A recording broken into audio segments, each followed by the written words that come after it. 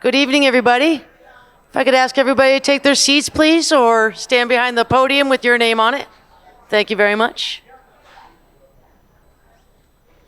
First, I want to welcome everybody to the Brattleboro Selectboard Candidates Debate 2025.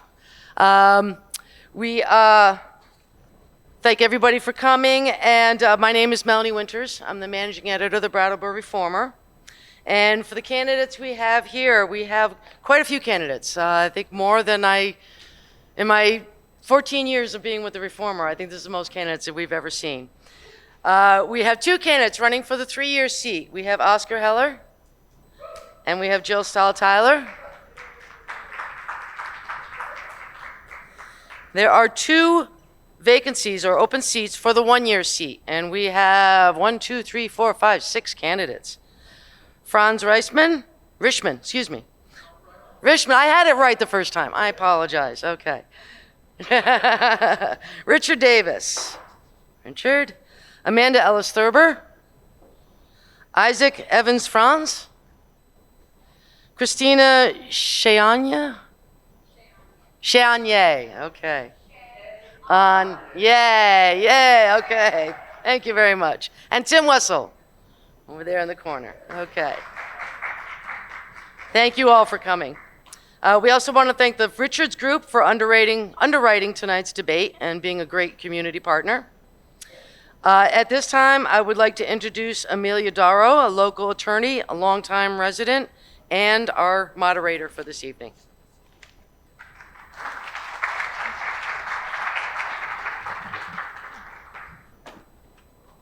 Well, I have to raise this up. Oh, sorry.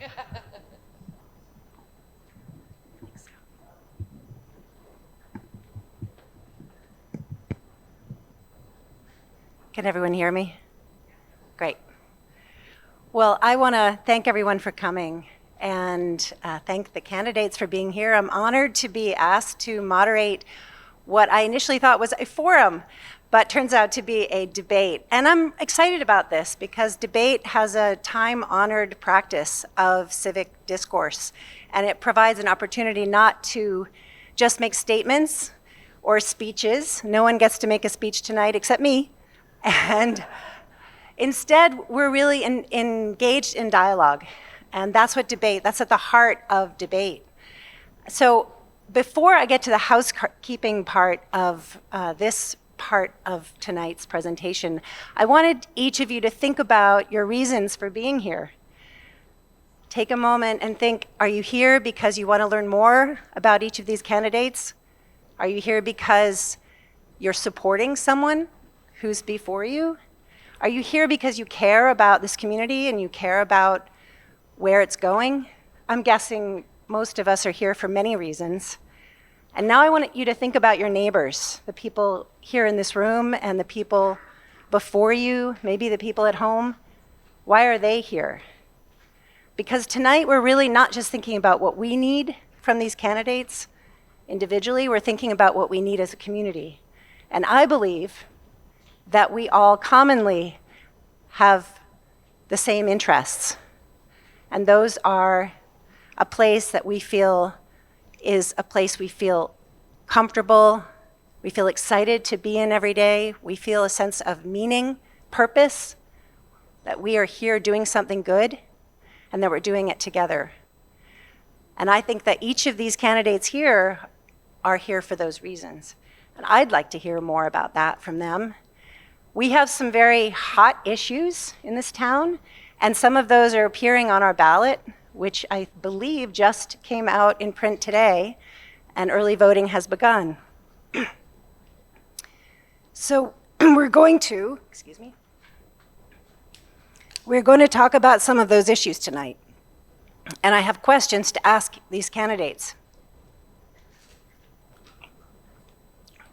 The way it's going to work is I will read a question, and then I'll ask Mel here to pull a name out of a hat. We're going to take the order of the candidates' responses to the question randomly so that no one is getting favor, right? This is supposed to be fair. Each of the candidates will have 90 seconds to respond to the question. So these aren't speeches. They're just a statement. But it's not a yes or no question. Or if it is, we're asking for an explanation. Once one person has spoken, the next person will answer the same question, and we'll go down the line based on what the hat tells us whose turn it is. After those questions, or after one question is answered by each candidate, we'll open it to the rebuttal period. And rebuttal is intended to be a chance for discussion, a chance for a candidate to respond to how someone else answered the question. But it's not an open interruption period, right? We're going to raise our hands or indicate that we'd like to speak. And as Melanie said earlier, 2 candidates are vying for one position, and that's Jill and Oscar over there. And then there are 6 that are vying for 2 positions. So even though we have the same questions, we may have more of a conversation between some of the candidates or among some of the candidates because of they're competing for the same seat. Is that clear to everyone? Good.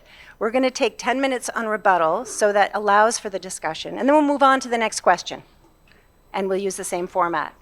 We expect tonight to last about 2 hours, just with that format. So we don't expect to take questions from the audience, although we do have some that were submitted earlier, and if we have time, we'll consider taking those up. So with that, I'm going to ask Melanie to choose a name. Franz. The question before you, Franz Reichman, is a ballot article would advise the state legislature to seek the approval of voters before authorizing the establishment of an overdose prevention center, also known as a safe injection site, in the town of Brattleboro. What is your position on whether such a site should be established? Well, hello, everybody. I'm so sorry. Intros? Skip one part, the 90-second introductions. Thank you. The 90-second introductions. We did skip those. And I hope that answers your questions. Are we going to do something else first? Is that what's going on? Why don't Franz, why don't you make your introduction? And I apologize to everyone for not giving you your 90 seconds to give your introductions. Thank you. Hi, I'm Franz Reichsman. I've been on the Selectboard for the past 2 years, and for 5 years before that, I was chair of the Representative Town Meeting Finance Committee. And I got to thinking this morning, so what should I talk about in my opening statement?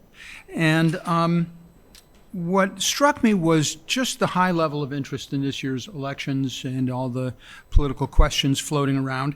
And what is it that brings us here? It's problems. So I want to take just a little time to appreciate our problems, because they're really what's motivating us here tonight to get together and deal with the future of our community, basically. The problems we're facing range from the small, like when is that pothole going to get fixed, to the medium-sized, like, oh my God, look at that tax increase, to the very large of will our democracy survive?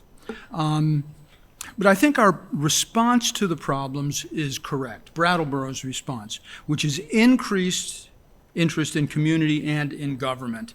So I would invite you to take a look at these 8 candidates. I think we're an excellent group. I think everyone here is very well qualified and has the credentials to serve on the Select Board. So find the one who you think is the best possible candidate, vote for that person, and then don't forget to vote for me too. Thank you. Okay, next we have Isaac Evans-Frantz. Thank you to the Brattleboro Reformer for hosting this debate. My campaign asked for this debate because you as voters deserve answers. You deserve the questions to be asked, and you deserve to know where we stand and what's different about us. For me, I'm running because of values. I'm running because of the values of freedom and unity. I had the good fortune of being born at Brattleboro Memorial Hospital in 1982. And if you're wondering how old that makes me, it's 42. Mrs. Boardman was my high school teacher there at Brattleboro Union High School. I'm running because I'm deeply committed to this town. And as we've been knocking on doors, whether it's in Marlborough Avenue on Sunday or up in Chestnut Hill with Betsy Gentile here last week, or all over town, what we've been hearing over and over is that people are concerned about the property taxes. They're concerned about a 12% increase in the property taxes. And sure, some folks are a little uncomfortable going downtown and being asked for money. And there are concerns, real concerns about safety, the 16% increase in reported burglaries and assaults and other major offenses. But what I know is that working together, having built national coalitions of people on the right and the left, we can get real solutions. If we've been able to move legislation through a divided Congress and get it to the president's desk, I know that we can solve the problems that our town faces. Thank you.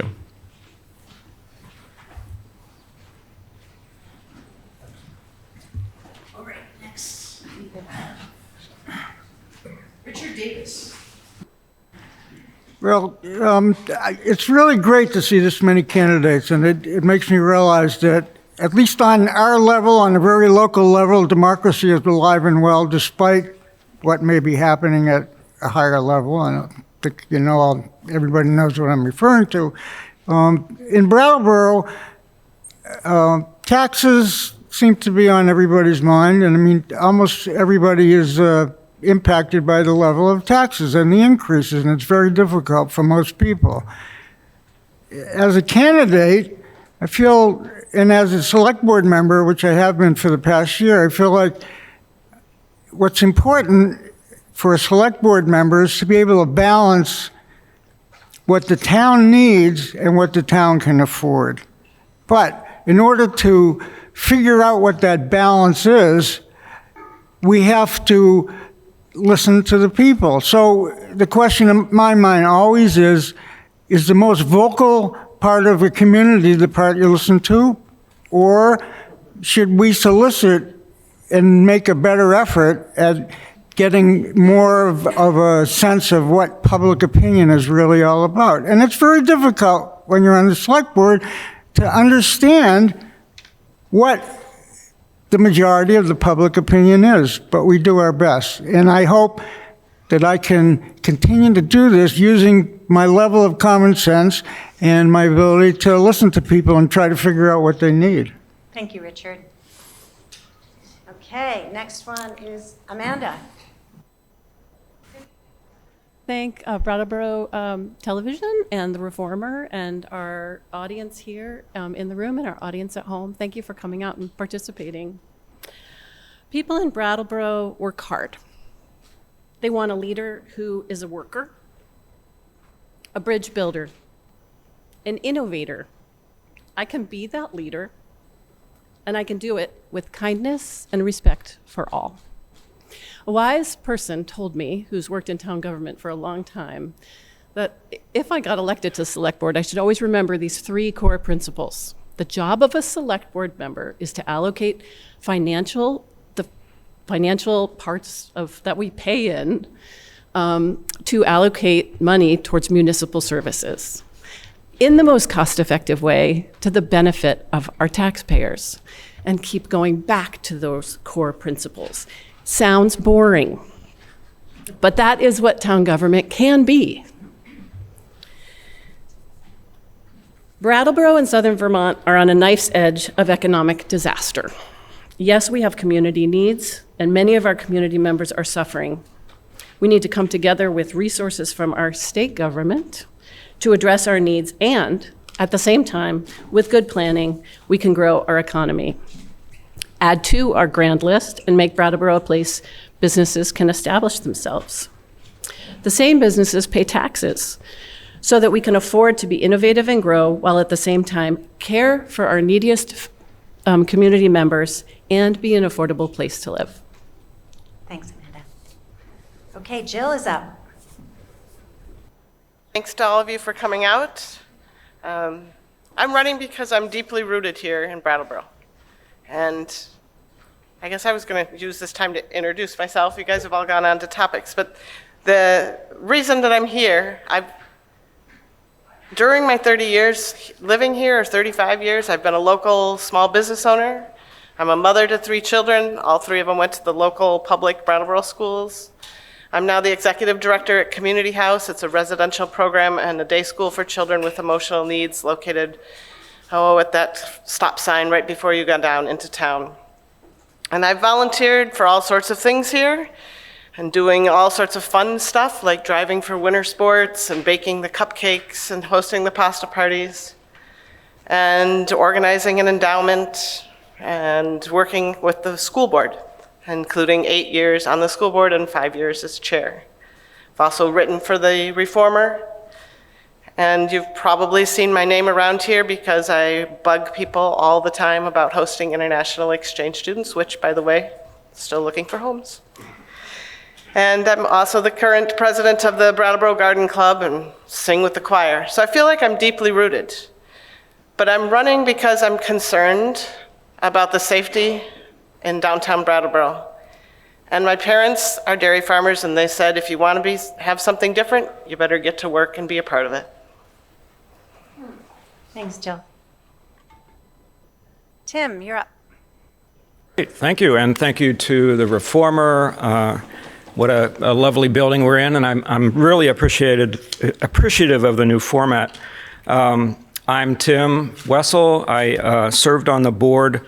I was elected 4 times and served on the board from 2017 to 2023, so that's for 6 years. And I was chair during the challenging year of 2020 when we had to deal with the pandemic, and we're the first board to go totally online with their meetings. I am the older end of Gen X. I'm 57. My wife had to remind me this morning. I have, that means that I have punk, hip hop, grunge in my head at all times, but also a disturbing amount of Phil Collins. So some of you might get that joke.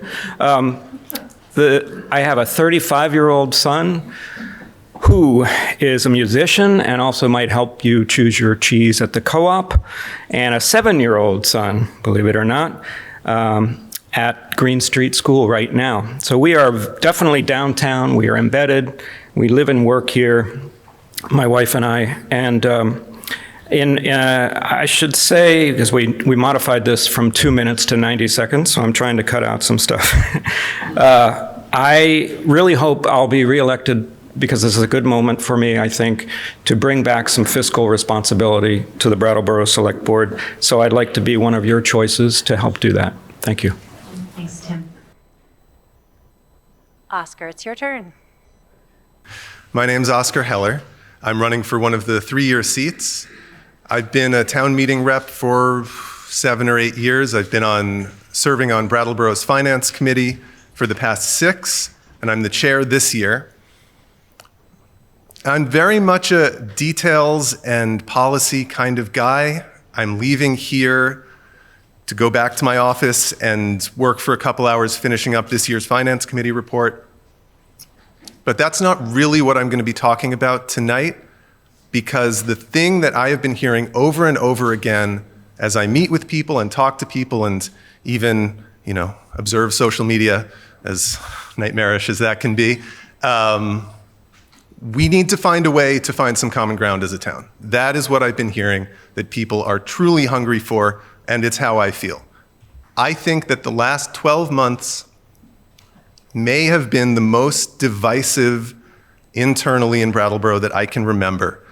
And I think we are at a point where, for a number of reasons, the most important thing we can do is get people in a room, start talking to each other again like neighbors, and recognize really how much political common ground we share as a town. I don't think it's an impossible ask, and it's a theme I'm going to be returning to tonight because I think it's the most important thing on our plate right now. Thank you. Thanks, Oscar. Cristina, you. Thanks, everyone. And I'm going to start by saying that Our select board should be as diverse as our town, and as a low-income working parent, I bring a voice to the board that is not usually represented. And my partner who's at home cooking dinner for 2 toddlers screaming at him can tell you why. But working families are vital to the future of Brattleboro, and my family's ready to make that sacrifice for our town because the child care crisis, the opioid crisis, and the housing crisis can make it feel impossible to raise a family here. I have a unique capacity to ride effortlessly between the personal and the universal with an ability to see the big picture within the little picture. And really, I'm running because I am concerned with the growing political divisiveness in our town and believe that we desperately need to stop fighting each other and fight the opioid crisis and solve the housing crisis. And I don't believe that our municipality can solve those crises alone, which is why I plan to strengthen the working relationship between our town government and our state legislators, all the while making sure the voices of the residents who we serve are centered. As a resident, I've been frustrated with trying to participate in our local democracy and reaching out to the town, asking for more opportunities to be heard and to be informed and get the response of come to a select board meeting. Well, a select board meeting is not a public forum. A select board meeting is not a community conversation, and I will make sure we strengthen our local democracy by creating more pathways for meaningful public engagement before policy is enacted, and I'm going to stop now. Thank you. Thanks, everyone. And thank you for being respectful of the time. It'll allow things to move along and keep the conversation light and, moving. So just a reminder on how this format will go. Again, I'll read the question. If anyone needs me to read it again before you answer yours, I can do so. You'll have 90 seconds, just as you had now, so you have a sense of how long 90 seconds is, not long, to answer the question, and then we'll move on to the next person who will also answer the question. It's only after all of you have answered it that we'll start the rebuttal period. And each rebuttal will be 60 seconds. And we hope for a lively conversation. So with that, I'll repeat the question I mistakenly read earlier, and then we'll pull a name from the hat. Again, a ballot article would advise the state legislature to seek the approval of voters before authorizing the establishment of an overdose prevention site, also known as a safe injection site, in the town of Brattleboro. What is your position on whether such a site should be established? Richard, would you please start us off? I've done a lot of research and given a lot of thought to this topic, and I honestly believe that for the town of Brattleboro, this is a very bad idea to have a safe injection site, and there's a couple of reasons. One, everything I've read relates to large urban areas where this has been a successful program. It does have a track record of saving lives. That's sort of indisputable, but only within the context of high volume and in an urban setting. And we certainly are not in an urban setting here. The other reason that I don't think it's a good idea for Brattleboro is this is an incredibly polarizing issue. We've had enough polarization in this community over the last year. We don't need a new issue to get mad at each other over. And that is a very strong feeling that I have about us embarking on that route. On the other hand, as a select board member, we put this up to the voters. We want to know what people think. And we want to know, hopefully, what a significant number of people think based on the voter turnout. Hopefully that will tell us something. So that's pretty much my answer. But I just want to say to people, if you want to talk to me afterwards, there's a lot more details related to this issue that haven't come out in public, and I'd be glad to tell people about it. Thank you. Cristina, you're up. Can you repeat the last part of the question? Well, the question itself is, what is your position on whether such a site should be established? Okay. So it's not about the actual article, because I did want to clarify that the article will not let us know how people feel about OPCs. The article that you will all be voting for on March 4th will let us know if you want to be able to vote on whether there should be an OPC in our town. So that's a very important distinction. And I don't know much about OPCs, but my understanding is that, as Richard pointed out, it is undeniable that they save lives, and apparently the research shows that they decrease public drug use, they decrease needles on the street, they decrease emergency response needs, they decrease a lot of things that our town needs to decrease. And they also do not increase crime. In fact, I'm pretty sure that in some places they have proven to decrease crime. But if this is such a controversial, deal-breaking, we're just going to fight each other instead of the opioid crisis topic, then I am totally open to an alternative to OPCs that boost such great success. I would just like to hear an alternative instead of just shut down a program that has proven to save lives and reduce drug addiction. Thank you. Thank you. Isaac. I plan to vote no on this article for 3 reasons. First of all, it subverted the democratic process. I'll come back to this. Number 2, we need to look to public health officials when we're making public health decisions. And finally, this is something that, following the leadership of leaders in the New York Police Department, NYPD, and as well as the Burlington Police Department, this is something that, according to them, they've said this time and time again, that this saves lives, this reduces crime, and it's the best tool for fighting the opioid epidemic. So in terms of democracy, this article was put on the ballot by the Selectboard after residents failed to get enough signatures to get this on the ballot. So the Selectboard has subverted the democratic process, and they've done this on other articles as well, and we'll talk about this in a moment, I think.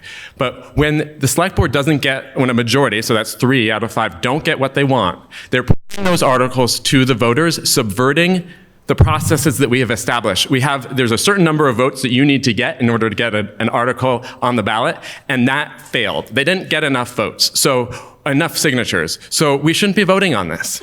That's the first thing. And then in terms of the issue of public health, I worked for years in federally qualified health centers, in multiple health centers, and I got a chance to visit an overdose prevention center, and I'll tell you, I didn't see any needles on the street anywhere in that community, and I didn't see anybody shooting up. And I don't want to find any more needles in my yard when I'm mowing the lawn. Thank you. Franz.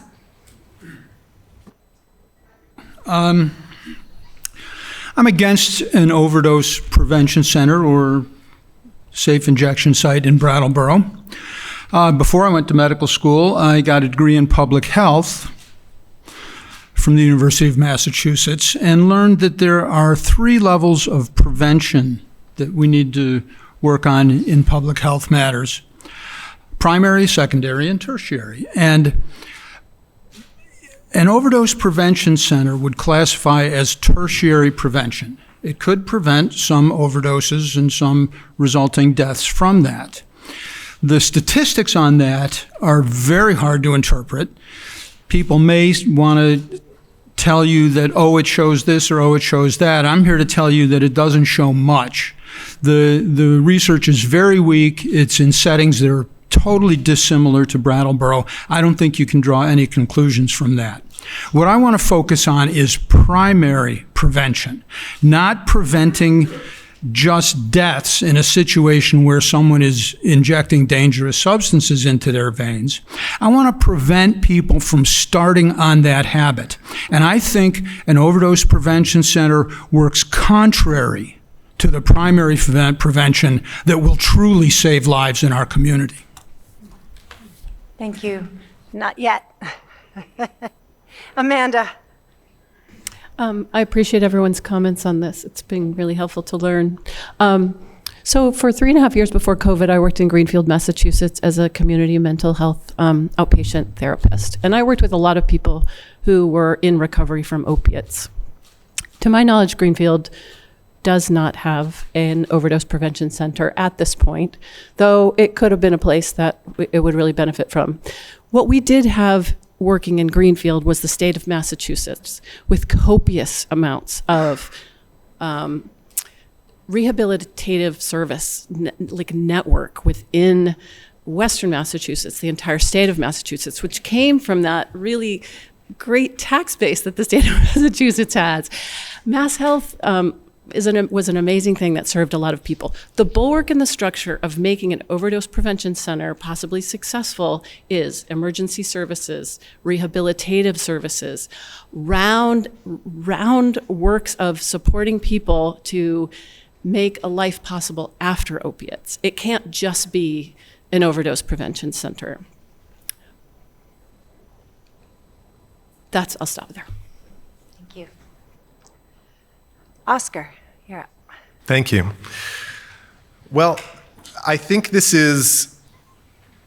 we're actually at a really fortunate moment and place here in Brattleboro, because if we look at the evolution of this law that we are considering and voting on, it originally and controversially had some plans to possibly place a pilot program in Brattleboro. The reason that there is no more local vote in the law about whether there should be one in Brattleboro is because the law no longer contains a provision for Brattleboro. The law is just to establish a pilot program in Burlington.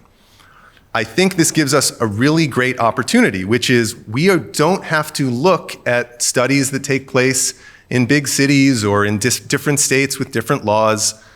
We are going to witness a 3-year pilot program on how well this works in a Vermont city 2.5 hours down the road.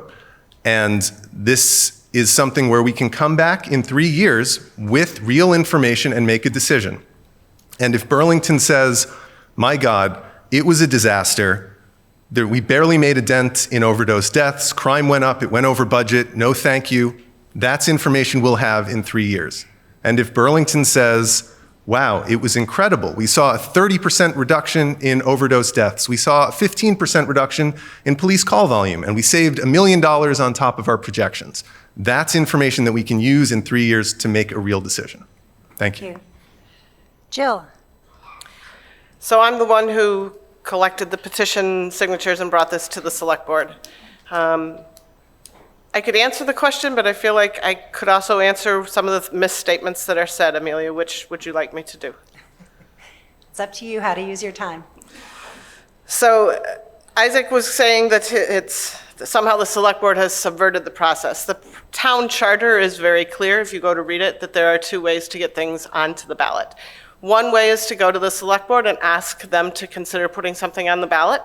The second way is to get signatures. So I went to the select board first, and then they encouraged me to also go get some signatures. We had very little time because of the deadline. The reason that we had very little time to get a lot of signatures was, I started it late, but the reason we started it late was that we kept hearing different things. And what Isaac says right now is not also my interpretation and the interpretation of many people I've spoken to, including Nader Hashim. The law that was passed does include funding for Burlington, Vermont. The law did discuss, when they were putting it together, putting something in southern Vermont, which would be Bennington or Brattleboro. That's it. And then they did change to only do Burlington. But the law establishes how to make an overdose prevention center, and it allows a needle exchange site to become an overdose prevention center or safe injection site, which we do have in Brattleboro. Thanks, Jill. Tim. Thank you. Well, I'm glad you brought that up, Jill. Not to engage directly, sorry about that. But I was concerned about the implication that the select board wasn't doing something properly, and indeed they were. That is one of the ways that ballot measures get on our ballots. My response to the actual question, which was about whether I'm in favor of a safe injection site or OPC, is no. I don't believe there is any way that injecting a dangerous, illegal, federally illegal substance is safe. So I think it's an oxymoron in itself. I think if one were to spend state, federal, or even local money on such a measure, it should be put into recovery. And we have wonderful ways to support that, should the voters choose to do that in the future. And it's certainly not an experiment that a town of 12,000 should be conducting. And just to say one more thing, since I have a little time, I liked what Oscar said about the study around happening in Vermont. There's also a national study that kicked off, I think, 2 years ago. It should be completed in 2027, and that's looking at the only current existing safe injection sites, so to speak, that are in existence right now. So the answer is no. Thank you. Just a reminder how the rebuttal will work. If you would like to speak, you just indicate you would. I know Isaac's waiting to speak. If you have a question for one of the other candidates, you can reserve your time and just address a question. But this is to be kept civil. So a reminder, it's 60 seconds for your response.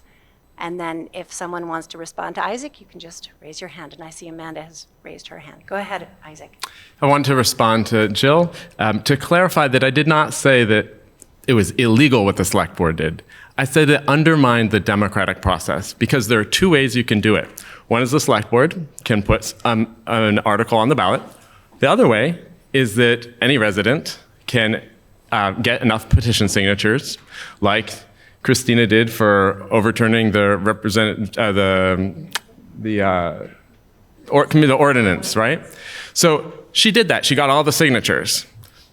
In this case, the signatures were not collected. They did not meet that threshold. And so the select board just went ahead and put it on there. So I see that as a violation of the way that we usually do things. And, to see that in multiple instances is concerning to me. And just also to clarify, there's nothing about Southern Vermont in the law that was passed in the legislature. I reviewed the law, and I believe that the divisiveness is actually by putting this article on the ballot. Thank you. Amanda. I'll comment to what Isaac ended on, which was, I think it's always important for the voters of any community to get to speak their opinion. It could very well be a yes from Brattleboro, depending on how our voters vote if the time came, or it could be a no. It's fair for everyone to have an opportunity to express their opinion. Secondly, this is a shout out to my public health friends who talk about overdose prevention centers as low barrier of entry, harm reduction strategy, okay? So I just don't think we are ready with a town, I've heard this echoed through other folks, of 12,100 people to be able to support individuals that start their journey through those measures. Thank you. Cristina. I just want to say that OPCs are only successful if a community supports them, and that it would be a shame to have this evening televised with all of you people here and to not just connect something that is important about OPCs. I'm not saying that I'm in favor or against, but information is key. And when I heard about OPCs, it was like, yeah, why would a place where someone can go inject drugs in them help with drug use? And so what I learned is that it's a place where people can build trusting relationships with people who can connect them to health promoting services. And that's how they end up saving lives. And apparently over time, the same folks who arrived for a safer place to inject drugs end up developing health promoting behaviors themselves, and it is a way that they can get sober. Tim. I have to just reiterate one more time that I don't think it's fair for you to say there was a subversion of democracy. I think that was your words, subversion of democracy. When Jill came to the select board, asked for this, for them to consider it, regardless of whether petition signatures were gathered, they were performing their democracy by answering that request from a citizen. So there was no subversion. They did their jobs. Jill. Just one other point I didn't really get into in the beginning, but in my research and my looking into whether overdose prevention centers are successful and save lives is it shows extraordinary funds. One study said up to $1 million to save one life. Is one life worth $1 million is another question. But we had limited funds, for example, coming from the opioid settlement, and the advisory committee was looking at that. And to spend on something that in Canada has been established, but is now being very much a hot topic that's being voted upon, just doesn't seem like a realistic way to spend money here. We in the state have very little recovery. And the other thing that people find in my research at looking at it is it's not just being used for opioids, but for any types of drugs. Thank you. Franz? Thanks, Amelia. Cristina brought up some points about how effective overdose prevention centers might be, and some reasons why that might be true. Unfortunately, at this point, those are just might be's. There is not a basis of evidence that in a community like Brattleboro that it would actually accomplish those things. And the number of lives saved, I mean, if you do that calculation, not in terms of dollars, but in terms of probabilities, there is actually a much, much lower chance than you might think of it actually working to save someone's life. But the main thing I want to say is that I take offense at a statement that the Select Board did something improper by listening to a lot of people and putting something on the ballot for everyone's consideration. To say that is a subversion of democracy, to me, is just wrong. And I think what we did on the Select Board was the exact right thing. Thank you all. If there are no other rebuttals, we'll move on to the next question. Seeing none, I'll read the next question. Last year, the people of Brattleboro engaged in vigorous work to improve safety downtown. A community conduct ordinance came of that effort in the fall, but it was rescinded in December at a special representative town meeting. What is your view on the ordinance, and how might you address downtown safety? Here comes the bucket. Amanda. Thank you. Will you remind me how many minutes I have? You have the 90 seconds. 90 seconds. Okay. So I was able to be on Representative Town Meeting, the special one, and I stood in support to not rescind the ordinance. And that's because I thought we had to start somewhere. I also learned actually from a lot of the speakers at the forum that we actually have there are criminal charges that are on the books already. And the idea of a civil fine for individuals was attractive to me, because the consequences of having a criminal charge on your record, as we all know, is really harmful. It's hard to get a job. It's hard to, it's difficult. So I thought it wasn't a bad idea in principle. I respect Cristina for, standing up and saying this is not going to work. I did not see it as criminalizing homelessness. I saw it as a way for people to be accountable for behaviors that are kind of, I hate that word, not acceptable, but behaviors that are disrupting anyone else who's doing their everyday thing in Brattleboro. Accountability is a big thing for me. I've raised 3 children, and I'll leave it at that. Thank you.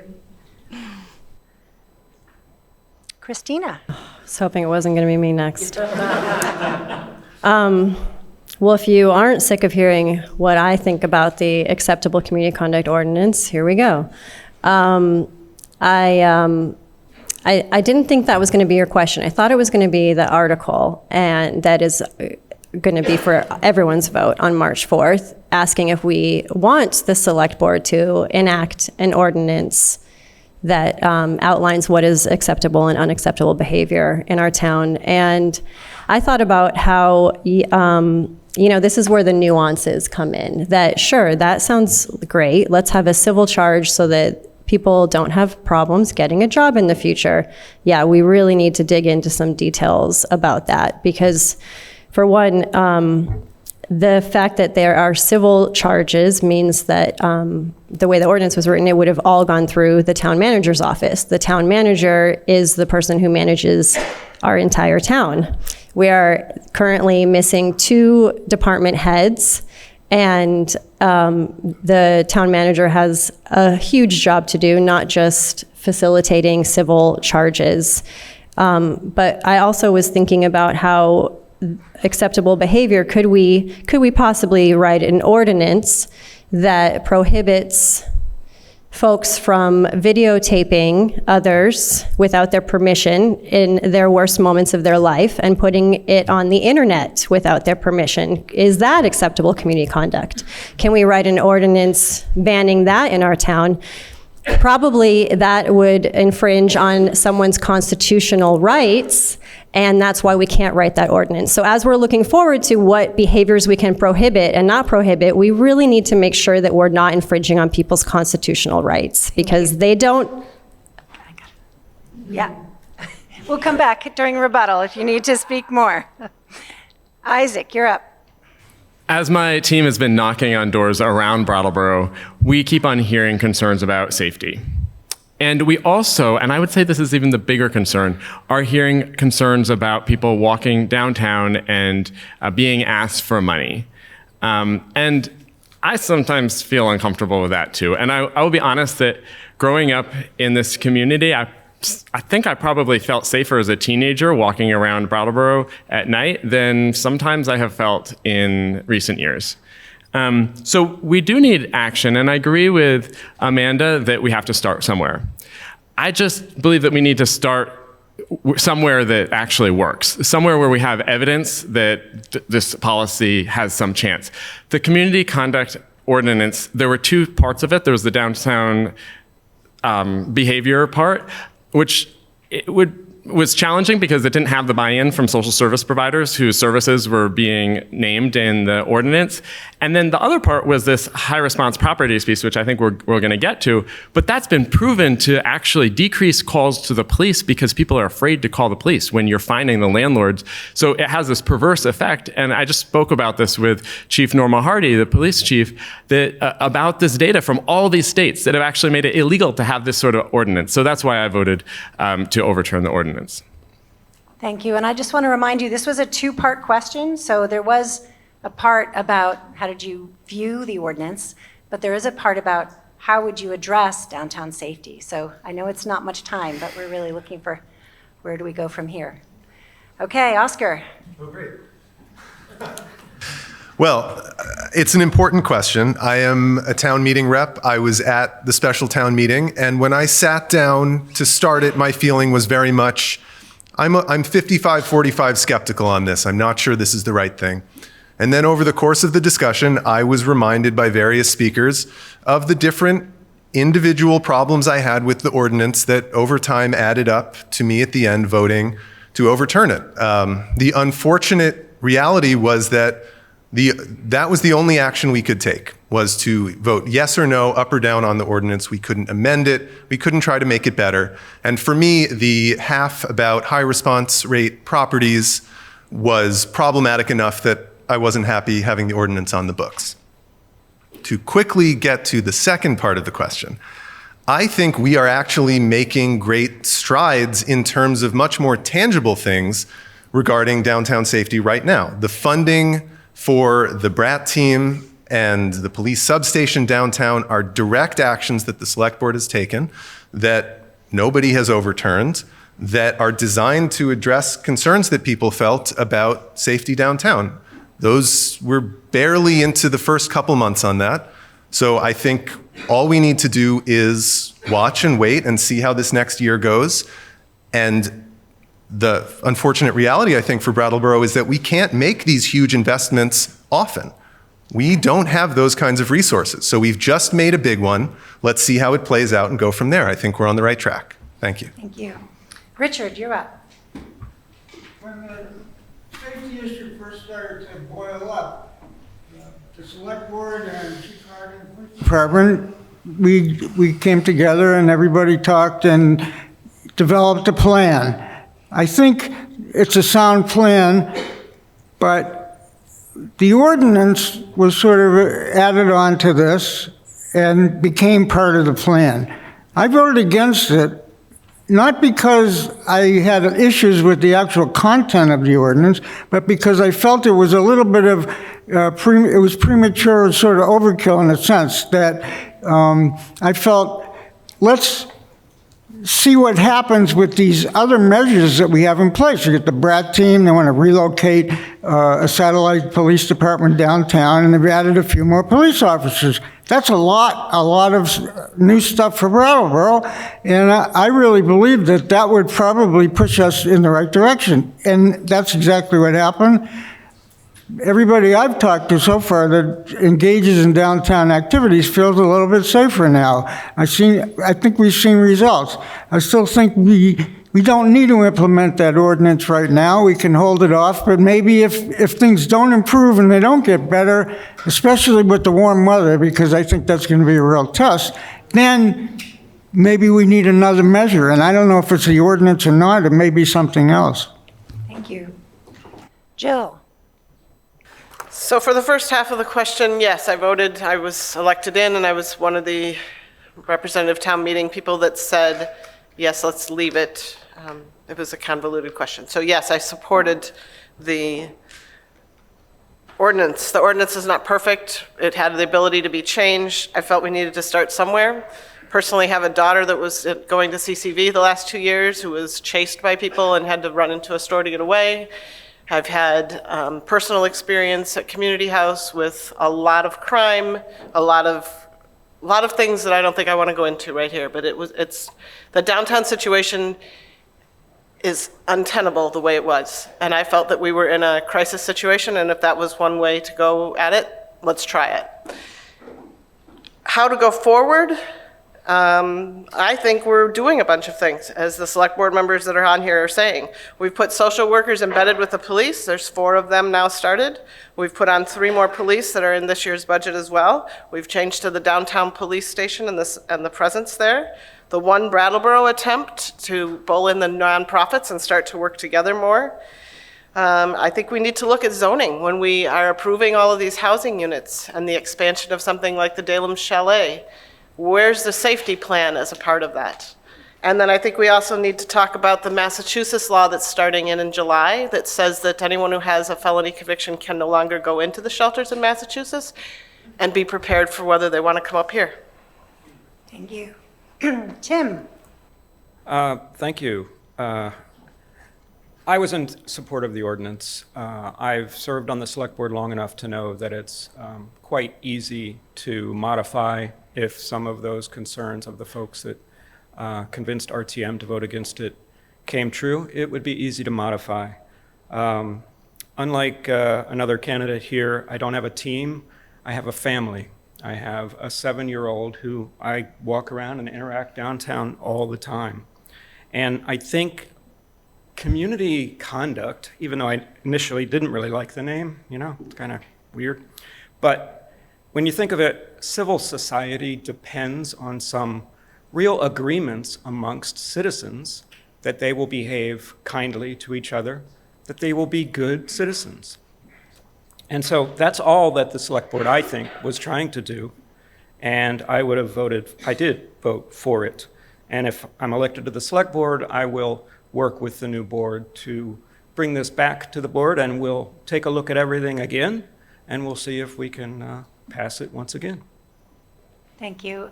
We still have one more, and that's Franz. Thanks, Amelia. So I voted in favor of the ordinance and maintaining the ordinance. I spoke at the special representative town meeting in favor of the ordinance. But I think it's true. People say, well, this isn't necessary. This stuff is already against the law. And that's true. The types of behavior in the ordinance, and I urge everyone to read it, those are things that are truly unacceptable. That's why it's called the Acceptable Conduct Ordinance. And we can't afford, on a cultural, social, economic level, to have those things happening on a regular basis downtown. And that's what the ordinance said. Further, the ordinance decriminalized those things, took it out of the civil out of the criminal statutes and put it in the civil statutes, which does give it more flexibility in terms of enforcement. And the ordinance required that the first thing you do to enforce any of its components is you have to have a conversation. That whether it's a Brad officer or police officer or whoever it is, the first thing they're required to do by the ordinance is talk to the person. And then you have to give them a chance to change their behavior. So this really was a decriminalizing ordinance, and I think it's an important part of our program. Thank you. All right, we'll begin the rebuttal. Cristina. Thank you. So if that ordinance truly does not target homeless people, then we all have to make sure that we are standing up for our constitutional rights. Because that ordinance, if it doesn't target homeless people, the way it was written, and this is way worse than, oh no, we need a second draft, the way it was written means that if you do not behave in a way that any town staff employee wants you, or I'm sorry, I should say that differently. If you behave in a way that a town staff employee does not approve of, you lose access to public property indefinitely with no appeal rights besides the actual office that gave you the ticket in the first place. So that means that any town staff who does not like your behavior can kick you out of public property forever. So if it truly doesn't target homeless people, then we all should have a problem with this ordinance. Isaac? Wessel said that I have a team and he has a family. Just wanted to clarify that my family is right here. That's Derek right here, my father, Doug Franz over here, and mom, Laura Evans right here. Thank you. Tim? I did not mean to imply that you did not have a family, so.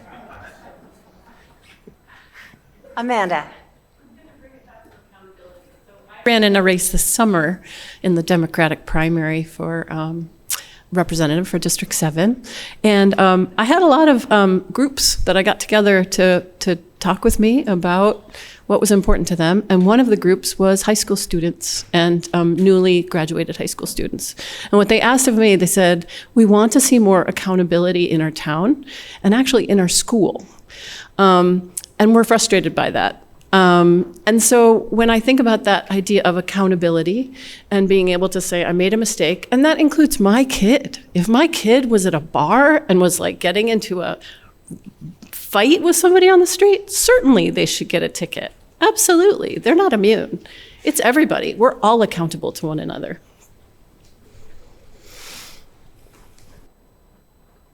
Anyone else on this topic? All right, we'll move on then. Question number 3 has multiple parts and has some figures in it, so pay attention. The Brattleboro Police Department responded to over 13,000 calls in 2024. Of those, nearly 1,200 were located in 6 high-call locations, costing the town of Brattleboro, just for those locations, $544,000 in services rendered by the police. Part of the rescinded ordinance allowed the town to recoup some of that expense from property owners of such high-volume locations. Would you be in favor of the Select Board revisiting this type of ordinance in 2025 and allowing the town to recoup compensation from these property owners? Everyone clear on the question? All right. Isaac, you're up first. I see an expression that indicates maybe you'd like me to read it again? That would be great. Okay. The Brattleboro Police Department responded to over 13,000 calls in 2024. Of those, nearly 1,200 were to high call volume locations, costing the town of Brattleboro, just for those locations, $544,000 in services rendered. Part of the rescinded ordinance allowed the town to recoup some of that expense from the property owners of those high call volume locations. So the question is, would you be in favor of the Select Board revisiting this type of ordinance, particularly that component to the ordinance, in 2025, and allowing the town to recoup compensation from the property owners?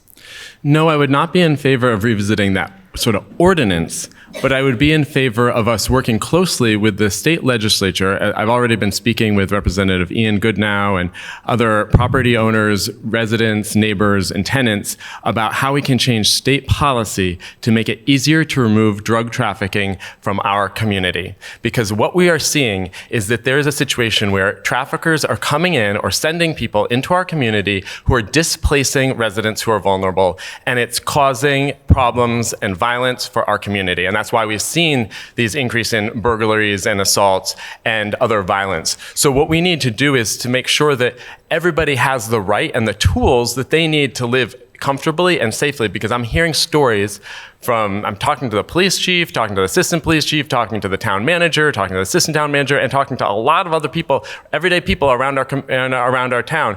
Folks in various neighborhoods, and I can see some of you who've been involved in coming together to get rid of some of the trafficking, but we need tools to make it easier to get rid of the visitors who are coming in, who are bringing all these problems. Thank you. Okay, and really this was focused on budget and recouping costs, so Cristina. No. Okay. Cristina. My understanding was that the ordinance for the high response property was not to recoup costs. It was to gain leverage over these property owners, to enter into conversation with the town, to make a plan, a management plan, to address the actual issues.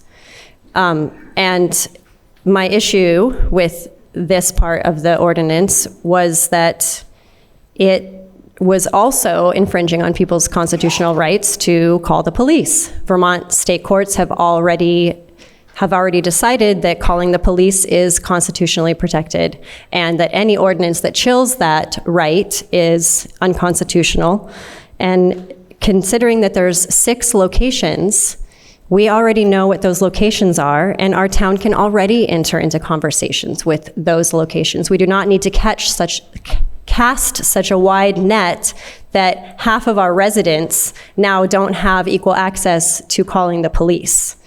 That puts me as a parent in a very uncomfortable position when my daughter wants to go to someone's house, and I know that might be a place where they are not free to call the police because they might face eviction if anyone calls the police for any reason. I'll stop now. Thank you. Oscar.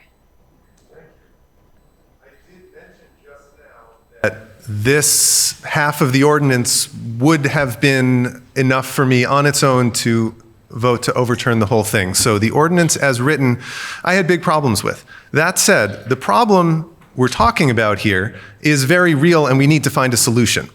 The reason I was hesitant about the ordinance, and the reason I think we have to be incredibly careful about anything we do that deals with landlords and tenants, is I am a landlord now on Elliott Street, but a few years ago I was a renter and was my whole life. And maybe I'm cynical, but it's very easy for any interaction between the government and a landlord to reverberate out to that landlord's tenants. That's basically what we're talking about here. That a landlord would make it clear to their tenants, hey, if you call the police, if you cause a problem for me, that's not going to be good for you. And I have no trouble imagining that happening. I've experienced landlords in the past who were very comfortable saying, I hold the practical power in this relationship and things are going to go the way I want. So that is my real worry with anything on this topic. That said, I'm sure we can find the right tool out there, and I want to be a part of doing that. Absolutely. Thank you. Thank you. Richard. I don't see how an ordinance like this is going to recover any significant amount of money relating to $444,000. So I think that's very unrealistic to assume that it's going to cover any cost of significance. And I don't think it's very fair to put the burden on property owners because, well, I sort of have mixed feelings in a way. One part of it is that the property owners, you know, they try their best to find good tenants and get the people in there that they want, but no system of screening people is foolproof, and it's impossible I think, for most property owners to know that so-and-so is going to get in there and in a month open up a drug dealing operation, you know? So to blame them for that, I have a lot of trouble with that. And from what I've heard from most people in town, we have some extremely responsible property owners, and the number of bad landlords is pretty low, and there are other mechanisms in place to keep bad landlords from doing bad things. And I don't think this ordinance is really going to do much to solve a very, very complex drug problem. Thank you. Amanda?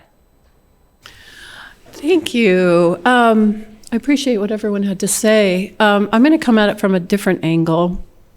We have a special situation in Brattleboro, and it's similar to one in Bennington and Rutland and White River Junction and Burlington. And that is that we were hub towns that were recipients of the emergency motel housing program that the state said, you guys can do it. You have motels. The state did not provide, they laid an egg in terms of giving us any revenue that could have gone into helping our emergency services, helping our police department, helping our social work agencies. Absolutely zero. So now we have a situation that happened in April, and our motel program ended. And there are a lot of needy people in our community, and we have no resources within our town budget right now to do what we need to do to support these people. So I'm coming at it from that angle. The other angle is, that was the hotel residents that had the multiple calls. So it was more than 6. I mean, it was 6, but anyway. The other thing is that if we're going to do any housing program that is, I'm going to say permanent supportive housing, I think it's a good idea for in their budget line item to provide something for the town to fund emergency services. If you have a high need community, it could be a small gesture. But something that says, I recognize that we get a lot of calls and the town needs to be paid back, easing the burden on the taxpayers. Thank you. Jill? Could you just repeat the question? Sure. The Brattleboro Police Department responded to over 13,000 calls in 2024.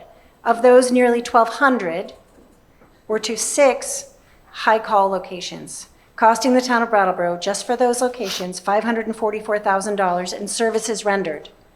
Part of the rescinded ordinance allowed the town to recoup some of that expense from property owners of such locations. Would you be in favor of the Select Board revisiting this type of ordinance in 2025 and allowing the town to recoup compensation from those property owners? So this is a yes/no question, and my answer is yes. It's $544,000. What Amanda's saying is exactly right. Those are the motel properties. The state was paying the motel owners to have those folks there. And my understanding is it was about $45,000 that came into the budget for last year, or came into revenues from the other hotel properties. So it's all of the other ones. So it's a very large difference. Right now, if at Community House we have a child that pulls the fire alarm, too many times we get charged by the fire department because we're calling the fire department out to come and use their time to come help us. We have to control the child from pulling the fire alarm. So I don't see this as a huge issue. If your property is calling and using for a lot of services, then yes, the town has the right to go back and say, yes, you're using a lot of our services. And the other part too, what Amanda alluded to, is the zoning, which is what I said too, and the safety. We need to look at that. When we're putting in housing that might be high need, there needs to be a line item in there that says, okay, so what's your plan? What are you going to do for safety? How are we going to make sure that this is not an excessive burden on us? I beat the red card. Franz? Well, I agree with everything that everyone said. And there were a lot of good points made. To me, this was clearly the weaker half of the ordinance. And I don't think I fully appreciated at the time some of its implications. I kind of looked at it from the vantage point of, well, how is our town going to enact this in practice? And I think there were good ways to do that as the ordinance was written, but as it's been discussed more, I've come to also realize that there might be some untoward effects, things that we want to avoid. Certainly the idea that somebody can't call the police under any circumstances, that's intolerable. When you need help, that's the last resort. You've got to be able to call the police and ask for help. And there shouldn't be anything that inhibits that. So I agree with that. I don't think there's anything in the ordinance that's actually unconstitutional, but I think the practical effects were open to question. Should the select board revisit it? Well, that depends on what you mean by revisit. Should we think about it some more? I've got no problem with that. I don't think it's in a condition right now that we would reenact something that's more or less exactly what was repealed at town meeting. Thank you. Thank you. Does anyone have any rebuttal to these? You've all made great points. Jill? Just had a question. Franz, you were just saying that there was no, in the ordinance as it was, that you can't call the police for any time, for any reason. I thought that domestic violence was excluded, that those calls were able to be done. Maybe I didn't. Shall I respond? It was a question I heard from Jill, and you can respond to that. Okay. Yes. Thank you. I may not have said that the way I intended it to be. What I mean is that whether it's domestic violence or anything else, you should be able to call the police when you need to. Certainly, from a constitutional standpoint, the domestic violence has been legally separated out. That's actually, I don't know if constitutional, but legally, you can't enact an ordinance that makes there be any penalty for calling the police in response to a domestic violence incident. And that was made explicit in the language of the ordinance that was not included in among the reasons that action would be taken against the property owner. That was already taken out of it. What I'm saying is there shouldn't be any reason that a citizen or person in the community feels reluctance to get in touch with the police when they need to. Tim? Not sure, but did I have a chance to answer this question? You can answer as part of your rebuttal. You have. No, I don't think I answered the original. I didn't have a you turn. didn't go? No. Oh, my apologies. It's okay. I thought you did. I'll go quick. No, you have I your just had a time. couple thoughts, very quickly. This reminds me of the time. I sound like an old man there. When I was on the board, we had a lot of controversy because the board went ahead and pushed for and enacted. I'm looking at Liz because she was with me at that time. A fire inspection program, and the landlords didn't like it. There was a lot of complaining about it, but it turns out that it was a really great program. It protects renters, and it makes the landlords pay for it. It's not a huge cost. They were able to easily roll it into their yearly costs. But it reminds me of this because you need a certain level of, I don't want to say acceptable safety, but you need a certain level of requirements that landlords need to comply to. And this is similar because this ordinance was obviously designed to go after those irresponsible sites that are costing the town a little money, like Jill mentioned, when there's a lot of pulls of that fire alarm, the landlord, the tenants do get billed for that. So I just wanted to point out that it's similar to that. It's something that we should revisit again. Whether or not it's perfect is up to our very talented town attorney. Often people speak about these things as if the select board is pulling out things from their back pocket. No, these are properly vetted by our very talented town attorney, and people should remember that. Thank you. Thank you. Anyone else would like to speak on this topic?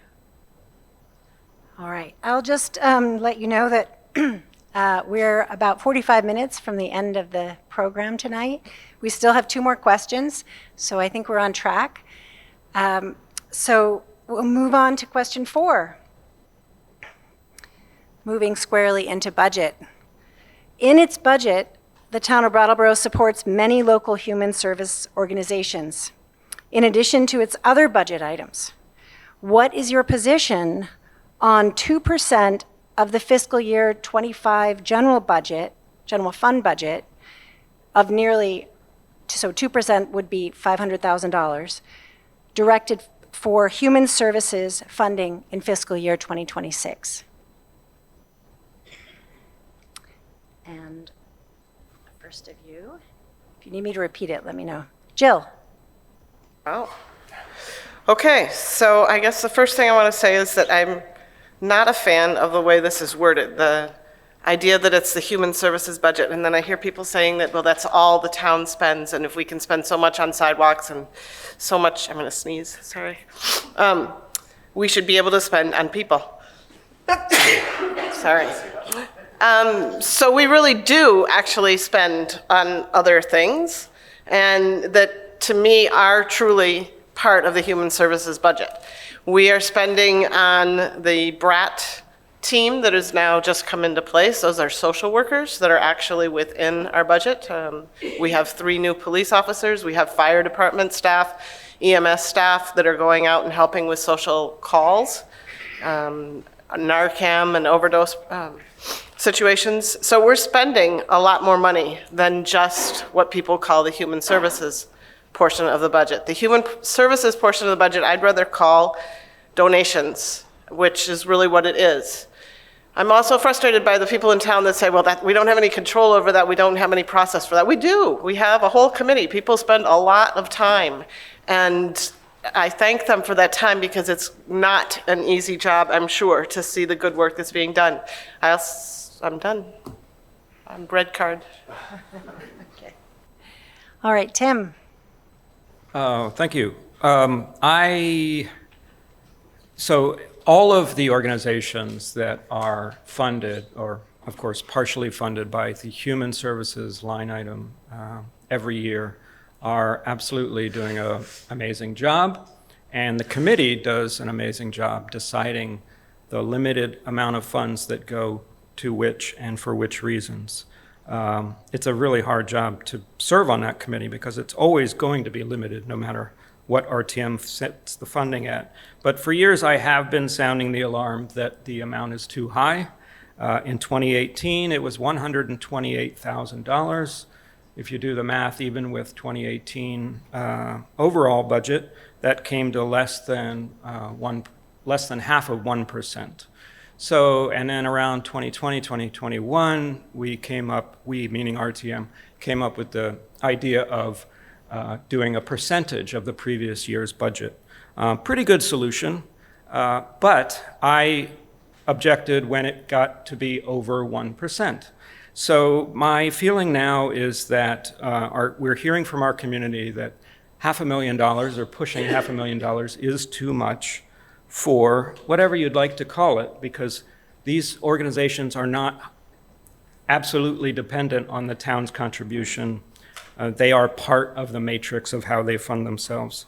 I would be in favor of putting forward the idea of 1% and capping it at 1%. Thank you. Richard. Revisit the way we look at the human service funding in Brattleboro. Most of the towns in Vermont have either eliminated this from their town budget or decreased it severely. And I did a little rough calculation, it's an unofficial number, but roughly the average person in Brattleboro with this $400,000 appropriation would pay about $100 a year in taxes to support this $400,000 plus human service budget. Every organization is critical to the functioning of this community, and I don't want to deny them the ability to operate, but this is a classic example of we want to do the right thing, but how do we balance that against people's ability to afford to do the right thing?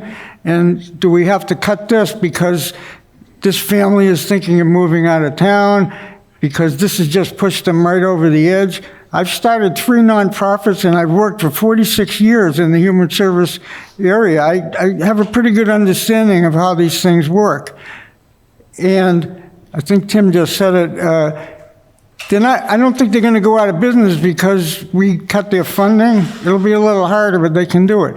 On the other hand, about a few weeks ago, the whole climate has changed from the national perspective, and we're going to get screwed by the federal government. So maybe we have to take that into consideration too. This is a whole new development, and it's very scary. I don't know what the answer is, but if we have an ordinance and the town votes on it, something on the warning, and we vote, I'd like to hear what people think. Amanda. Yes, a really important topic. I appreciated the commentary in the Commons today. I don't know if anybody read that from the Human Services Committee. It was really well written and very clear, articulating the needs in our community, the services that are rendered. Right now, we don't have a structure in our community in Brattleboro to provide the same services that our nonprofits provide for within our town government, and it would be a lot more expensive if it was through our town government. So I want to validate our human service agencies, but budgets are tight sometimes, and what you want to do and what you believe in doing sometimes requires a little bit of a compromise. I do think this year, for where our budget's at, we need to have open conversations, not vitriolic shaming conversations about the fact that people are having a hard time affording living here. Most especially, I think of our retired community that has a fixed income, and that we could adjust that. So my vote would be to adjust it down to 1.4 or 1% for the human service budget. Thank you. Cristina. Thank you. The amount that the human services receive each year is decided by RTM, Representative Town Meeting, not the Select Board. In fact, in 1973, state law specified that the amount cannot be determined by town staff or the Select Board, and it must be determined by town meeting. So I feel like this topic is a little bit in the wrong debate, but because Select Board members are ex officio RTM members, I'll answer it. And as an RTM member, I go door to door to my neighbors, and I present them with some knowledge, some facts, some information, and I have a conversation with them, and I say, how would you like me to vote at Representative Town Meeting? And I lay it out for them, and that is how I vote on the human service budget as a town meeting rep. But just so you know, don't come to the Select Board with your concerns, questions, or any other things that have to do with the human service budget. Contact your town meeting rep.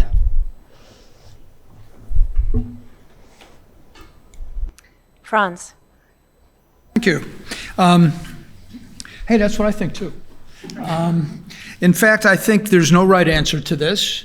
The amount that should be distributed to human service agencies, I think, is up to the people of the town. And that can be made apparent through town meeting reps, as Cristina just said, or through the ballot question that the Select Board authorized to ask people, how much do you think should be in the budget? But however that goes, it has very little to do with the Select Board. If you look at the process, we've got this almost, well, call it a hybrid, I don't know, but at town meeting, the representatives tell the Select Board, we want you to put the following amount or the following percentage into the warning for next year's town meeting, so that town meeting can put it into the following year's budget according to the way that it's distributed by the Human Services Committee. It's this very complex mechanism, but basically it's town meeting telling the Select Board to put something in the warning so that town meeting can then change it the next year, which is basically what has happened. Somebody stands up and says, no, that's not enough, it's got to be more, or that's too much, it's got to be less. It's really up to town meeting, and it's really up to the voters to tell town meeting on the ballot on March 4th, get out and vote and tell them, us, what you want to see for the human services budget. Thank you. Oscar. I'm going to end this answer by explaining why I personally am proud that we fund human services in the way that we do. But I want to say at the top, I'm the chair of the Finance Committee this year. We have been staring down the barrel of a budget crisis for 6 months, and I'm expecting that we will see another one when the next budget comes out in September, that we're going to have a lot of the same problems to grapple with. So I am completely comfortable, despite my own personal feelings, about having the conversation of what we want to do with this number. If this is something that in a time of crisis and real financial need that we feel we want to temporarily reduce. So the thing I feel strongly about is that that should be part of a general conversation about everything in the budget. I think the human services budget is an easy thing to look at because it's a nice big round number and it's hard to see the effects if we cut it.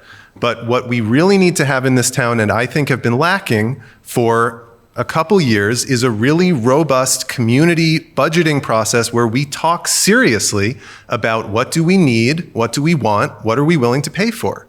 That's the conversation that needs to happen. Human services is a small part of that. In fact, it's 2% of that, but it absolutely should be part of that conversation. The red card is here, so I'm just going to say that I am proud that we fund and look at our problems from the human services angle as well as the policing angle and the other things that we do. That makes me feel good about our town. Thank you.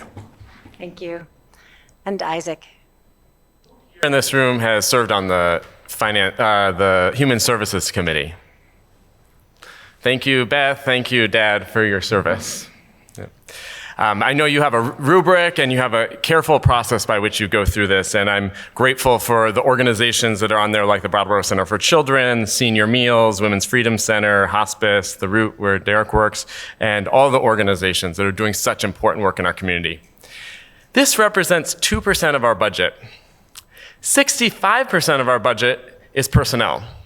The Select Board refused to follow the recommendations of the Representative Town Meeting Finance Committee, which serves an advisory function to Representative Town Meeting, but makes sense to listen to them, I think, have a collaborative approach, refused to do what they asked, which is to consider just looking at that 65% of the budget that's personnel, and where might there be opportunities to cut. Some of those positions have not been filled. Some of them have not even, that are new positions.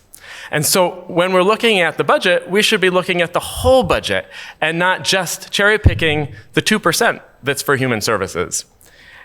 Finally, I'm concerned about the audit report, and that's time. I look forward to talking with you about it after this if you want to stay. I'll be glad to stay till the last person leaves.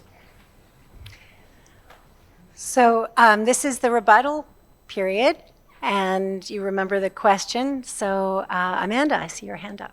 Yeah, thank you.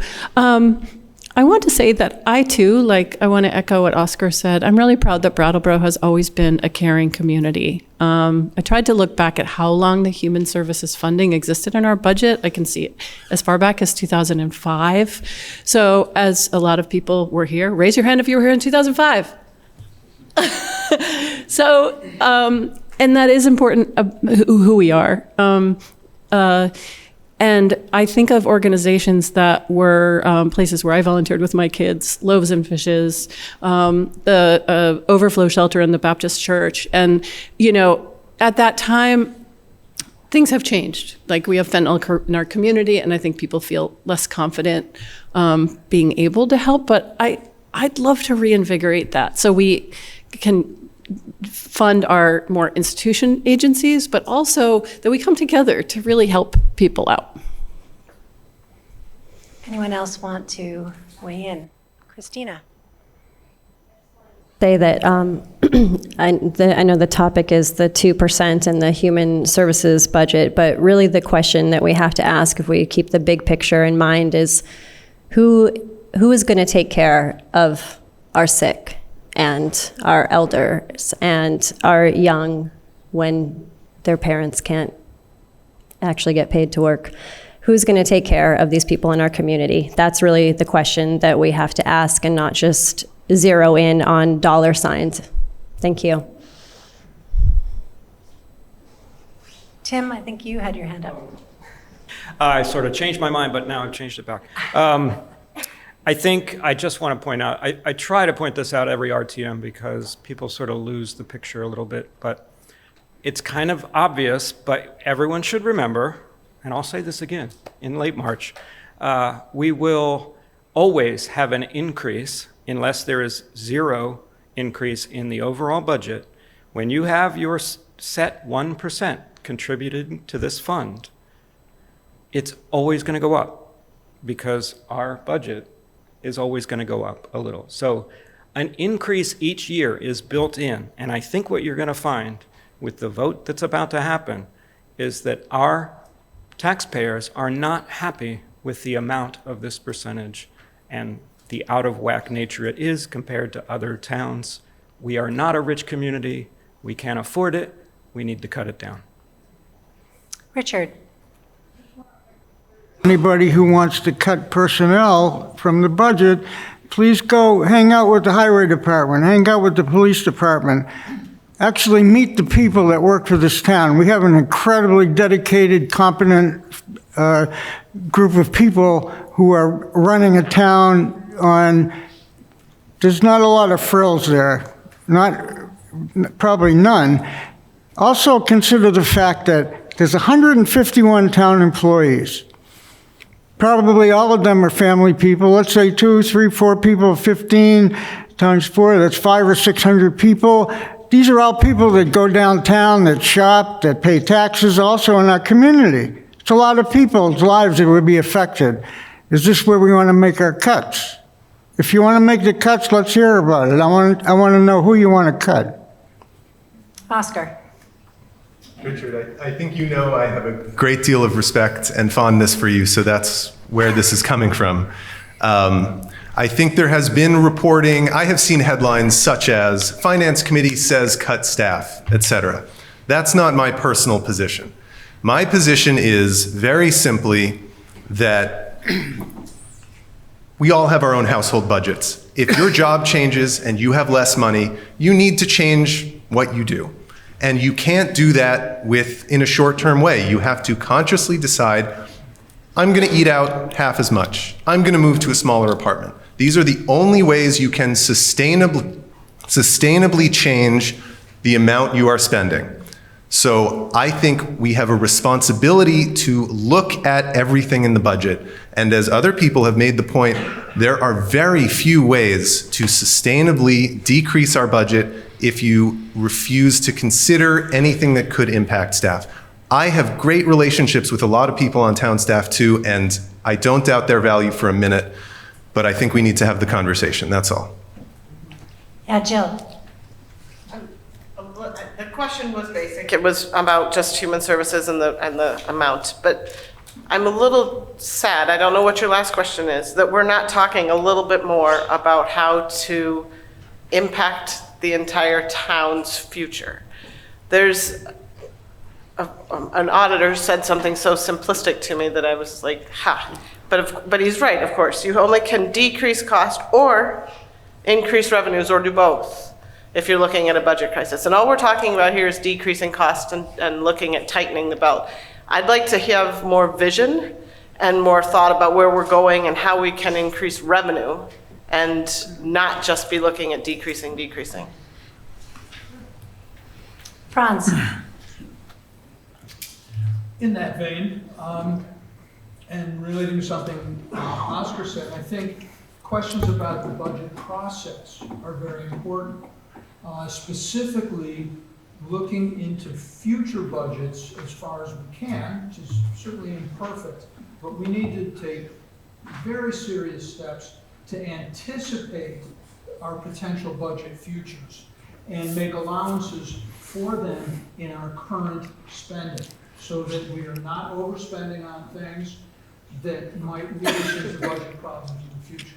That's something that I think we've gotten away from, and it needs to be reinstated, and it relates to what Jill was just saying as well. The budget is love made visible, to misquote Khalil Gibran.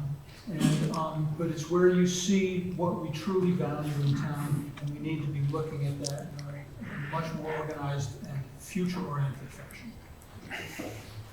I think most of you have rebutted this question. Have any of you not had a chance to do so?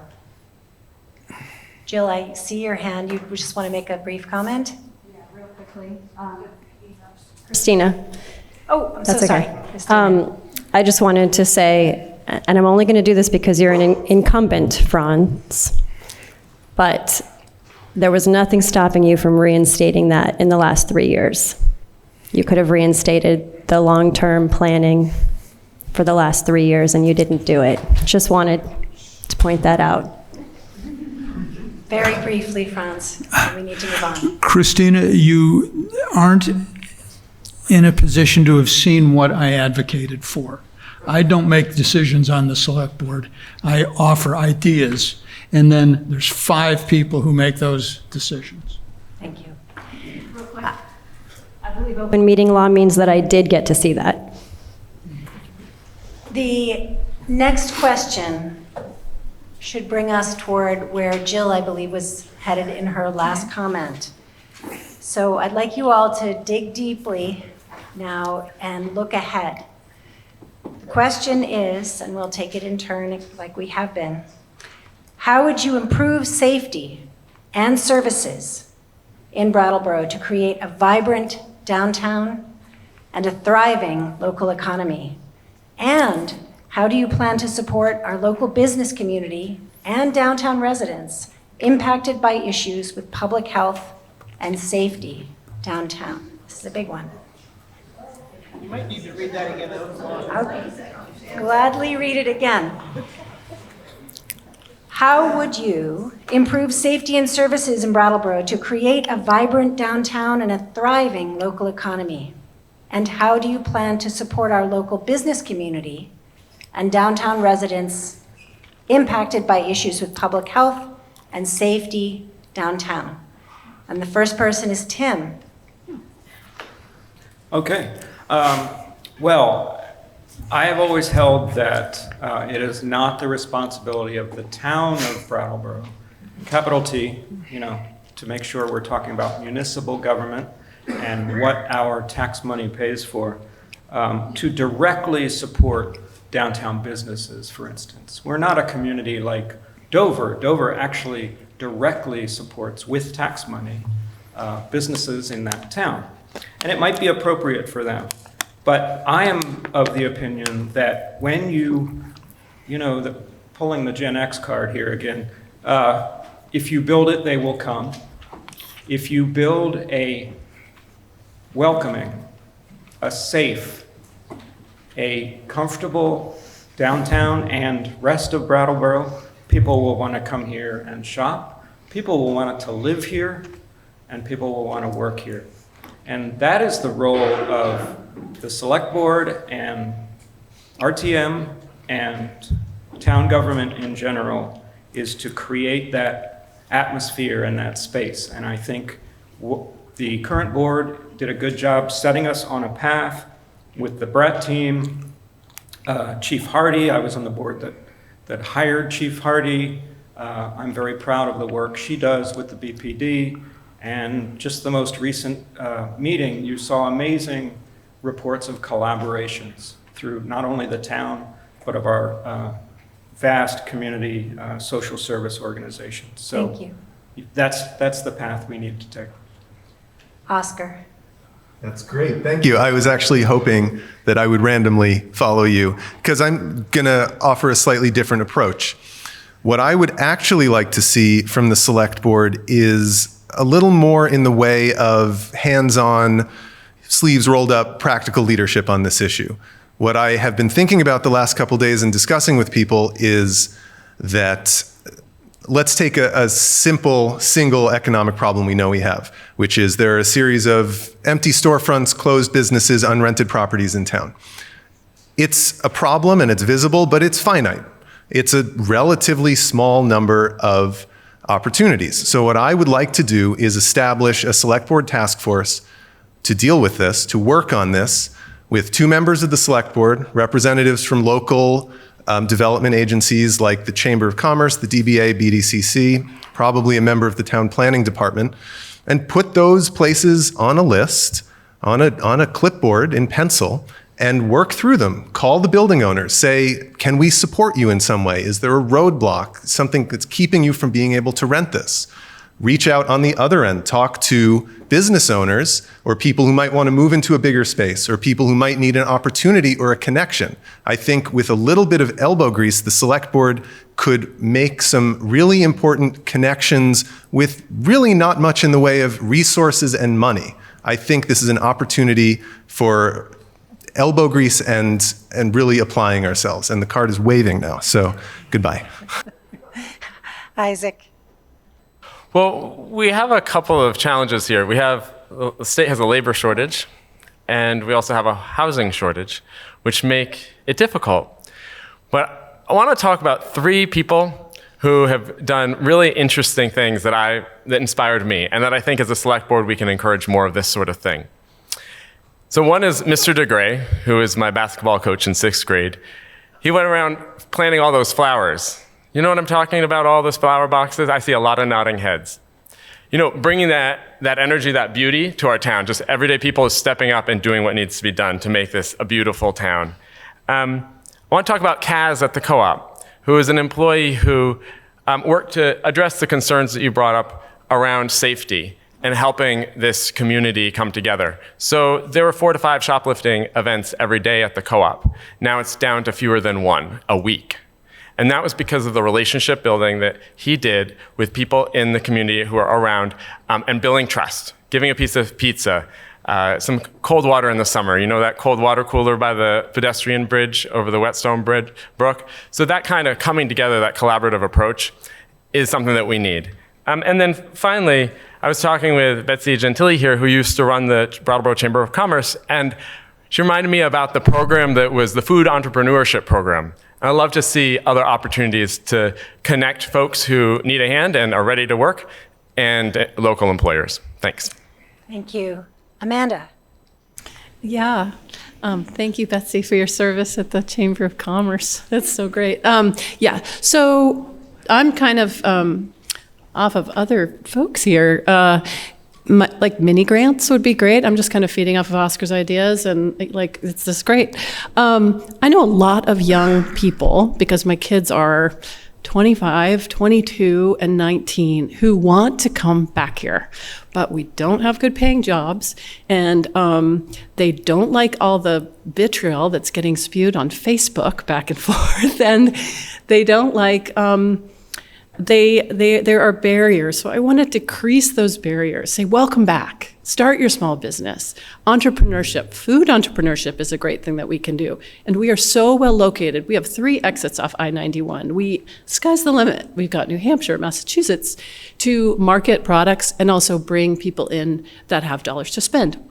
So what I'll say is visioning for a future Brattleboro that's about growth and prosperity. Filling the storefronts is paramount, having a healthy downtown, and hopefully they shout out small businesses like mine in West Brattleboro, because Brattleboro is more than downtown.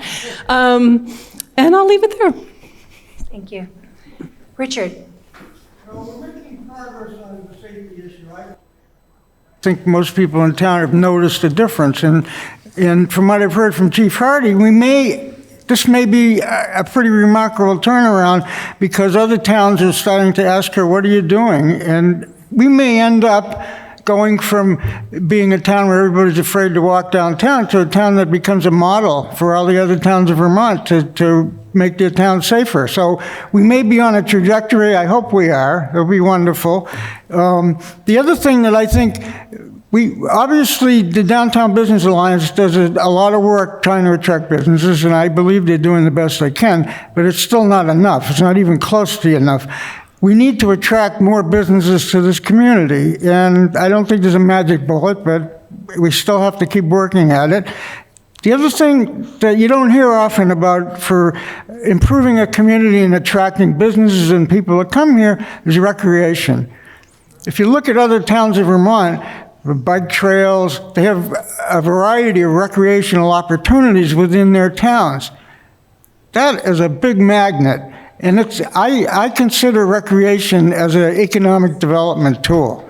And it's something we haven't exploited enough. And I think we need to work on it. I worked on the bike path thing the last year on the board, trying to get something going on that, and I want to continue to do more, because we really haven't done enough. Thank you. Jill? So yeah, I'm glad this was the last question, yeah.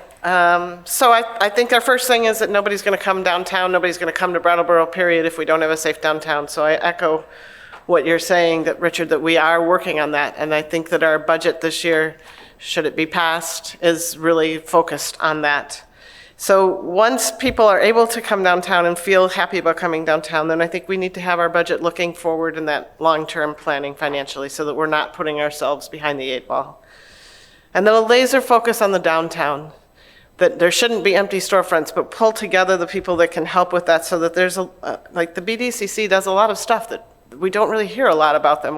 Amanda and I were just talking with them, the Chamber, the Downtown Business Alliance, pull together all of the people that can help and do that laser focus of no empty storefronts. And go after grants. There was one I was just looking at today, it was up to $50,000. They're mini grants, but they can do something like in your downtown that could be fun and could build the community around it. I have this dream of daffodils all over the place that I've been thinking of for 35 years. I think there's 2 roles for the select board. One is to get the best services at a rate we can all afford. And the second is to lead with this vision and to decrease the divisiveness that's been going on in the town. And I think if we're looking and focusing on some future, we aren't spending so much time sniping at each other. Thank you. Franz, you're up. Thank you. Downtown is the social, cultural, and economic center of our community. And it's vitally important that we take steps to protect the downtown, almost as if it were a person, but to really look at what is going to build the health and viability of that part of our community. The safety issue is key. We have to have it that people feel comfortable and safe downtown. It doesn't help to lecture people about how they should feel. We have to deal with how people actually do feel and take steps in that direction, which I think we're already doing, as we've discussed earlier. The Downtown Safety Action Plan in particular, I think, is helping with that. We need to support organizations, economic development organizations, which we do, like the Brattleboro Development Credit Corporation, and the Southeastern Vermont Economic Development Strategies organizations, the Downtown Brattleboro Alliance. We've had excellent work from our planning department on getting our zoning ordinances in better shape, and the planning department looks at other ways that we can attract business and housing development to the town. I think what the select board can do is something Oscar was alluding to in terms of providing the networking and the communication. So when you're making your decisions, look for the good communicators up here. There's a lot of work that we can do just by spreading the word. Thank you. Thank you. Finally, Cristina. Thank you. When I was talking to so many neighbors, collecting signatures to overturn the acceptable community conduct ordinance, I learned that a lot of residents in Brattleboro do not go downtown, not because they don't feel safe, but because they can't afford it. There's nothing for them to purchase there unless they want a $40 felted fairy ornament. And I mean, actual residents saying, I can't even buy a pair of underwear downtown. And this is a huge issue that I have not heard in the conversation. Even the DBA in their survey of why do you not go downtown, not one option on the list of options was affordability. So I've been thinking, how can we create some affordable restaurants, some affordable goods? If the rents are too high, that won't work. So what can the town do about that? And how maybe there can be any town-owned property could support pop-up shops to start with, and also mini grants to get them going to have a storefront. But yeah, local, affordable businesses. We don't want to live in a tourist trap. We really want to favor our community members over tourists. Thank you. Thank you. This is now the final rebuttal period. And just as a time check, it's 7:22, so we're on track to finish at 7:30. I saw Richard raise his hand. Go ahead. Downtown affordability has always been an issue I've been around here for about 42 years. So I would just offer a parameter to measure it by. What I hear from my wife is that if a woman can't buy underwear downtown, then there's something missing. Anyone else? Amanda?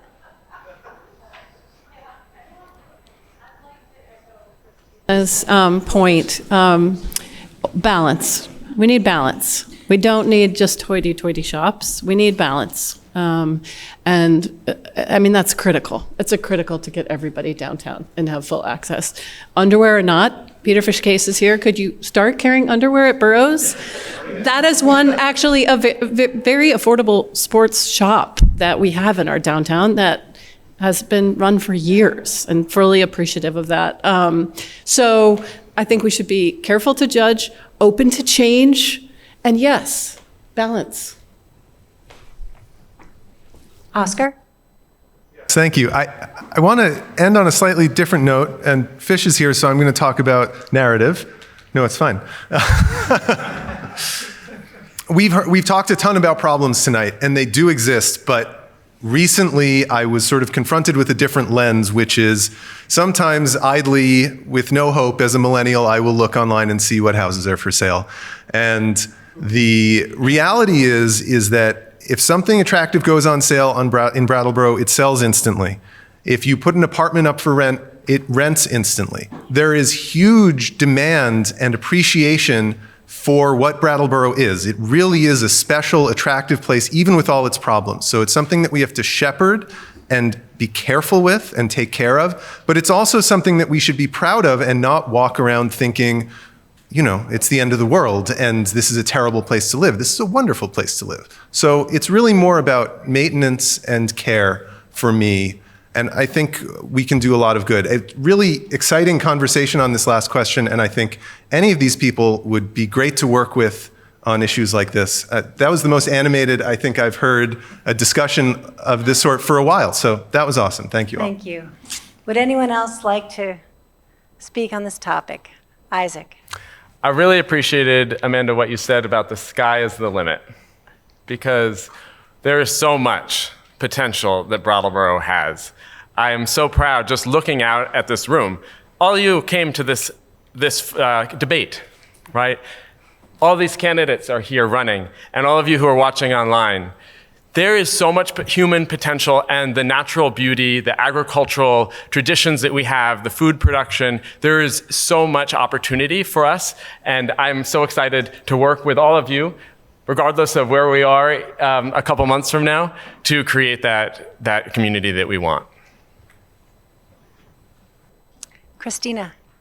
About balance, and I didn't get a chance to also mention bringing more life downtown, bringing more art, music, and that will help revive our downtown if we bring all of that good stuff. And we have to balance that with all of the police department with no trespassing signs and escorts to your car and a new police station downtown. And I'm sure I'm not the only one who's thinking that when you roll into a town and you see a bunch of police presence and signs that say, if you would like to be escorted to your car, call this number, and look, there's a new police department.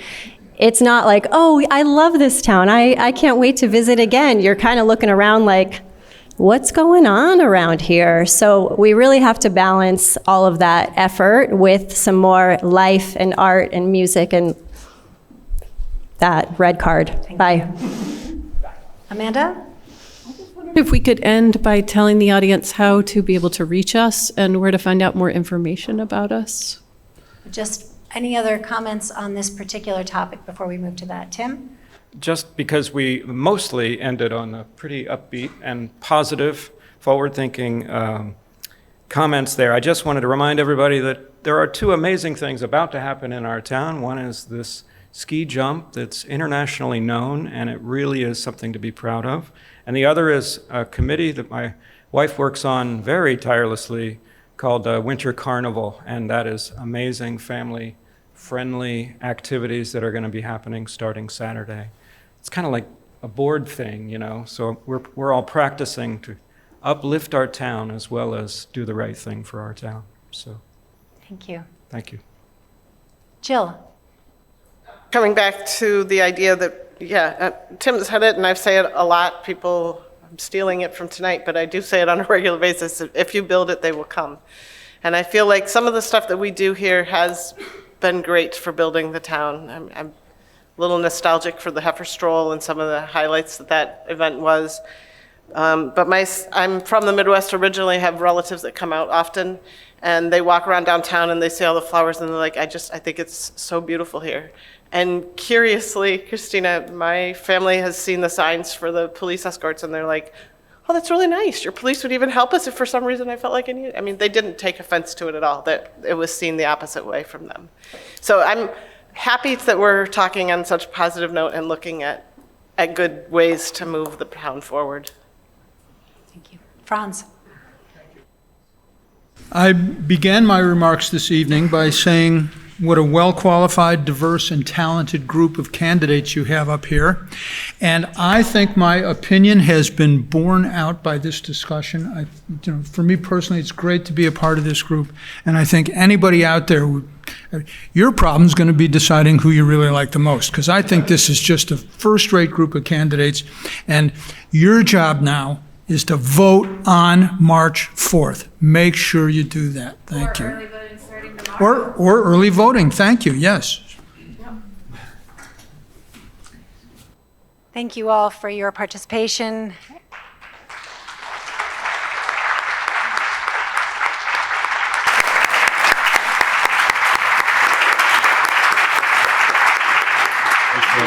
And to our moderator.